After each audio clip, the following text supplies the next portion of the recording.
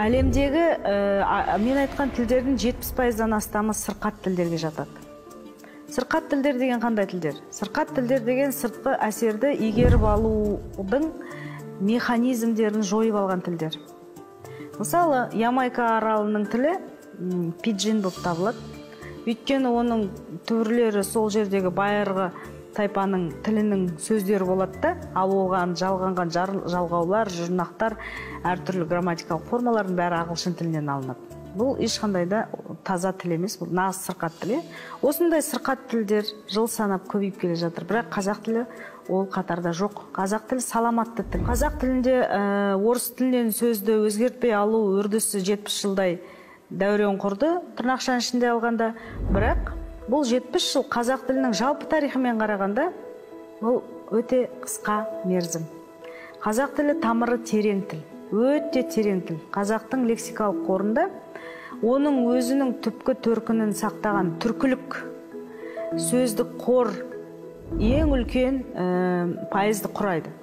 Ал сонымен бірге қазақ тілінің лексикалық қорында өте көне элементтер жеткілікті. Және олардың көнелігі адамды тіпті таңғалдырады. Мысалы, үнді Европа тілдері кезінде бір ата тілде сөйлеген.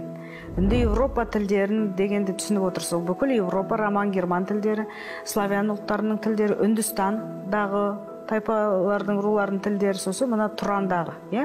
Сонда солардың бәрі кезінде бір тілден тараған. Сол бір тілде сөйлеген қауымдастықтың тілінің грамматикасын ғалымдар тауып алған. Оны санскрит дейді. Сол санскриттен де қазақ тілінде сөздер бар. Бұл деген сөз қазақ тілінің тарихы 15 ғасырда қазақ хандығы құрылғаннан кезеңнен ғана басталмайды дейді. Бұл өте тамыры терең тіл екенін көрсетеді. Енді бір қызын қараңыз.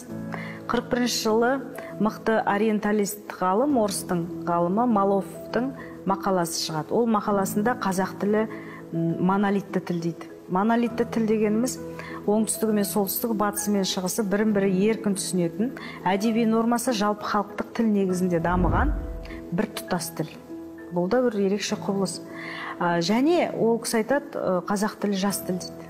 Өйткені қазақ тілінде қазір жүріп жатқан жас процестер өте көп дейді. Енді мен бұнда мынандай параллель жүргізгім келеді. Мысалы, жер сілкінісі көп болатын аймақтар, ол жаңағы геологиялық тұрғыдан жас аймақтар ғой. Енді қалыптасып келе жатқан таулар. Ол жерде жер сілкінісі көп. Сол сияқты қазақ тілінде де жас жаңадан қалыптасып келе жатқан үрдістер өте көп.